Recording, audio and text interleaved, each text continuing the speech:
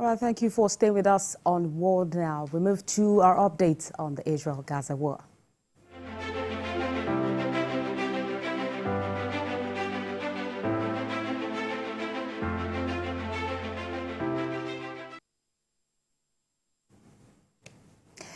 Three Hezbollah members have been killed in an airstrike at their vehicle in the southern city of Gandaraya a day after a senior commander was similarly attacked.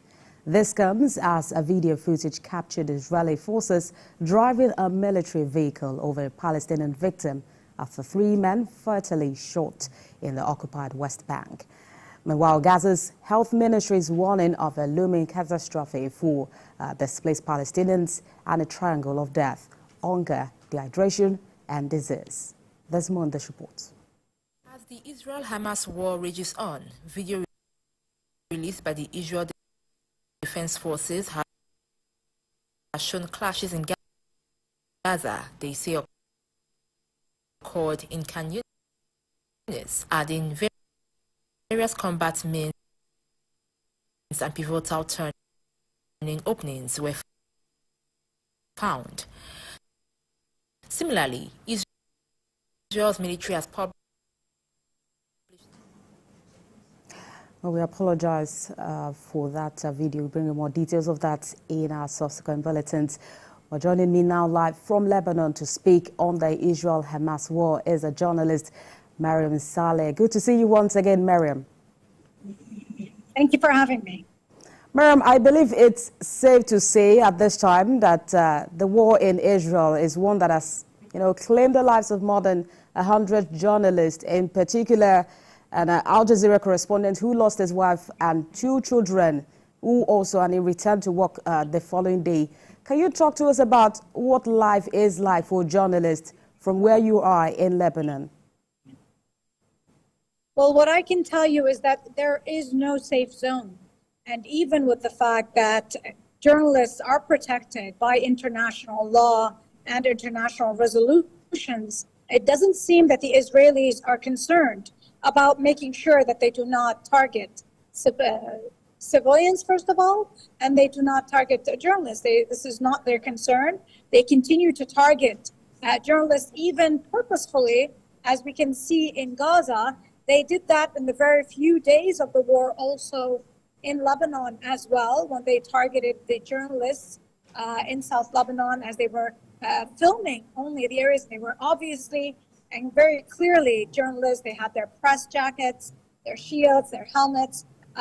They were using their cameras, and that led, of course, to the martyrdom, the killing of one of the photographers for Reuters, Osama Abdullah, who turns out is from South Lebanon himself. Also, we had the targeting and direct assassination, we called it here actually, because it was through a drone attack, and they were directly targeted to journalists, the cameraman and the correspondent for Al Mayadeen channel, which is an pan-Arab channel. And so even for us here as journalists, in the early days of the confrontation, we could probably go near the border, film our reports and so on. But now it is almost impossible. We're trying to keep away as much as we can, since it's definite that the Israelis do not differentiate between a military or civilian or a journalist. All right, Mariam, with what you see from where you are, do you think Israel has really weakened Hamas enough to even win the war on Gaza? Israel has managed to, kill at least 5 battalion commanders in targeted areas, yet none of these units were rendered headless or collapsed. Yes, absolutely. The Israelis, of course, they have claimed much. They've claimed that they have gained control of several areas in Gaza. But it seems up until now, we know that the main mastermind of the resistance in Gaza, Yahya Sinwar, is still well and alive. That in itself is a huge failure for the Israeli military. Even in Lebanon, despite the fact that they have assassinated one of the commanders of the Hezbollah resistance, Wissam Tawil, still this is not considered an achievement by Hezbollah, in addition to the assassination of a top official of Hamas, Saleh al-Aruri, who was assassinated in Beirut. This is foreign resistance here is not considered a huge achievement, since it does not win them the war. Maybe they have won a battle here, a battle there, since they are targeting directly members of the resistance, whether Palestinian resistance or the Lebanese resistance. Still, this is going to be a long confrontation. And from the words that you hear from Hezbollah's officials, even the Hamas officials, they're ready to take this on to the very end. Their main issue here now is that they do not allow the Israelis to fulfill any of their achievements. If you look at for example, the goals that have been set forth by the Israeli military and the Israeli political elite, they have said they want to crush and end Hamas. It's obvious that they have not been able to do so.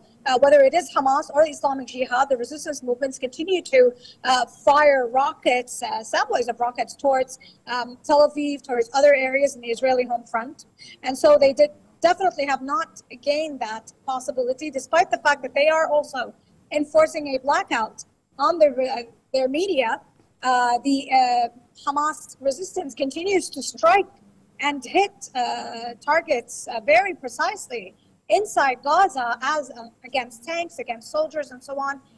With Hezbollah also as well, it's the same. The resistance of Hezbollah is able to target their military bases. Today they targeted the central command of the north in Safad, and so that is considered a heavy blow against the Israelis. The Israelis are only fighting back by launching assassinations here and there and haphazard shelling all across South Lebanon. But have they achieved in their goals? Their goal was to push Hezbollah towards the north of the Litani. They still have not been able to do so. They have not been able also, with the pressure that is being put forth by the United States of America against the political factions here in Lebanon, to also put pressure on Hezbollah to stop their resistance operations. Hezbollah continues to launch operations. Today we had a huge funeral procession for the Hezbollah top commander, and you had thousands taking part, despite the fact that there was a drone attack very close to the funeral site. Miriam, I agree with you on the fact that they may not have been able to, weaken Hamas. Looking at the number of civilian casualties, and it seems that the group is getting stronger. But then let's talk about Lebanon. Is an all-out war between Israel and Hezbollah on the horizon? And on the other hand, we know that Lebanon also risks becoming a casualty of those Israelis who increasingly believe that defeating Hezbollah will restore their sense of security. Well, in Lebanon especially, it's becoming a bit more complicated and complex when you look at the overall situation. You see that they started phase per phase. It started going up on basically a ladder acceleration when it comes to how Hezbollah was targeting the Israeli bases, starting with the bases that are all along the border, that are close to the vicinity of the border, then later on moving forward to targeting soldiers, whether they are away from their barracks or near their barracks, then targeting the devices, all the espionage surveillance devices. That was considered very significant. Later on, we had the Israelis basically becoming more presumptuous when it comes to their targeting of Lebanon, violating, if we may say, the boundaries that Hezbollah had put forth. Hezbollah had been focusing their efforts on the border site near the Galilee region. But the Israelis at first did not trespass, but in the second round, after the truce, we see more violation of those boundaries. It's no longer confined in that specific realm of only the border site. With that said, Hezbollah has also been going further off from the border. And whenever there's a targeting of civilians, they always use Katyusha rockets to target settlements. But now with the assassinations, Israel seems to have opened a new chapter, if we may say. But at the same time, they are targeting specific assassinations, whether against Saleh al-Aruri in South Beirut or against Wissam al-Tawil in South Lebanon. This is a precise, maybe we could say, assassination, sending a message to say that they do not want an all-out war. It doesn't seem that they are capable of doing so. It also does not seem that they have the support of the United States